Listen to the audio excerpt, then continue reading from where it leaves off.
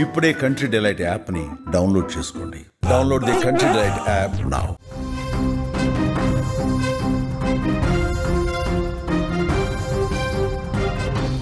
కీసరలోని ప్రేమ పెళ్లి kidnap episode లో కొత్త ట్విస్ట్ నెలకొంది. అబ్బాయి అమ్మాయి బంధువులే ప్రవీణ్ కు శ్వేత మరదలు వరుస అవుతుందని చెప్తున్నారు. 3 నెలల కిందట పెళ్లి చేసుకున్నారు ఈ జంట. శ్వేత ఇంట్లో పెళ్లికి ఒప్పుకోకపోవడంతో హైదరాబాద్ లోని ఆర్య సమాజ్ లో వీరిద్దరూ పెళ్లి చేసుకున్నారు. గత వారమే గ్రామానికి రావడం కూడా జరిగింది. బుధవారం అమ్మాయి బంధువులు వచ్చి బీభత్సం సృష్టించారు. ప్రవీణ్ కుటుంబ సభ్యులపై దాడి చేసి శ్వేతను కిడ్నాప్ చేసి తీసుకువెళ్లారు. మేడ్చల్ జిల్లా కీసర నగర్ శివార్లో బుధవారం జరిగిన అరాజకం అందరికీ తెలిసిందే. ప్రేమ వివాహం చేసుకున్న తమ ఇంటి ఆడబిడ్డపై ఆమె కుటుంబ సభ్యులు పైశాచికత్వం ప్రదర్శించారు. భర్తతో ఇంట్లో ఉండగా కారుపై వచ్చి బలవంతంగా తీసుకెళ్లారు. భర్త కుటుంబ సభ్యులపై దాడి చేసి ఆమెను లాక్కెళ్లారు.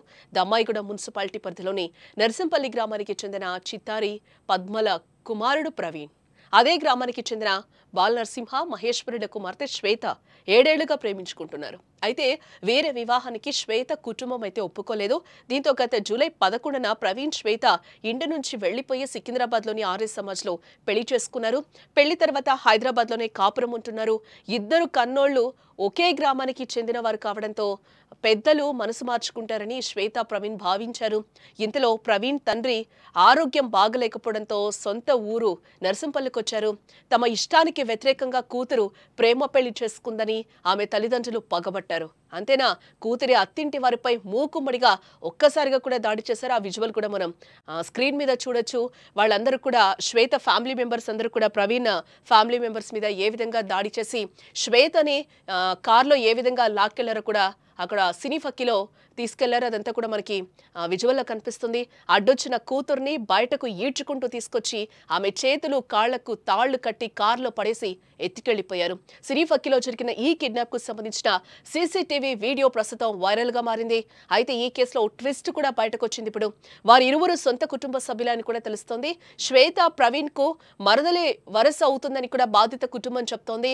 తమ వద్ద డబ్బు లేదనే కారణంతో పెళ్లికి నిరాకరించారని, ఇప్పుడు పెళ్లి చేసుకున్న తర్వాత కూడా దాడి చేసి ఆ అమ్మాయిని ఎత్తుకెళ్లిపోయారని కూడా భర్త ప్రవీణ్ ఆరోపిస్తున్నాడు. తన భార్యకు ప్రాణహాని ఉందని కూడా ఆరోపణలు చేస్తున్నాడు ప్రవీణ్. దీనిపై పోలీసులు చర్యలు తీసుకోవాలని, తన అత్తింటి వారిపై చర్యలు తీసుకోవడంతో పాటు శ్వేతను తన వద్దకు పంపించాలని కూడా ప్రవీణ్ డిమాండ్ చేస్తున్నాడు.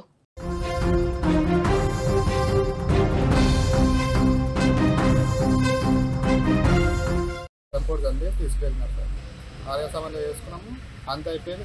పోలీసు వాళ్ళకి కంప్లైంట్ ఇచ్చినాం కూడా. ఇలా 4 టైమ్స్ ఇచ్చినాం సార్.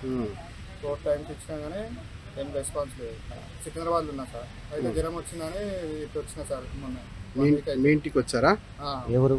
నర్సంపల్లికి వచ్చినాం 1 వీక్ అయితే. అయితే నిన్న కొట్టినారు. నిన్న వచ్చి కొడితే ఇటు వచ్చి కంప్లైంట్ ఇచ్చినాం. కంప్లైంట్ ఇస్తే పొద్దుగాల ఎంక్వైరీకి వస్తున్నారు. పొద్దున 11 గంటలకు అట్లా. అయితే పొద్దుగాల 8 గంటల లోపల డోర్ తీయగానే వస్తున్నారు. కారపోటు చల్లి మా వైఫ్ని కొనుక్కున్నాం. ఎవరెవరి మీద దాడి చేశారు? అందరూ, మమ్మీ, డాడీ, అన్న, మా వైఫ్, నాన్న.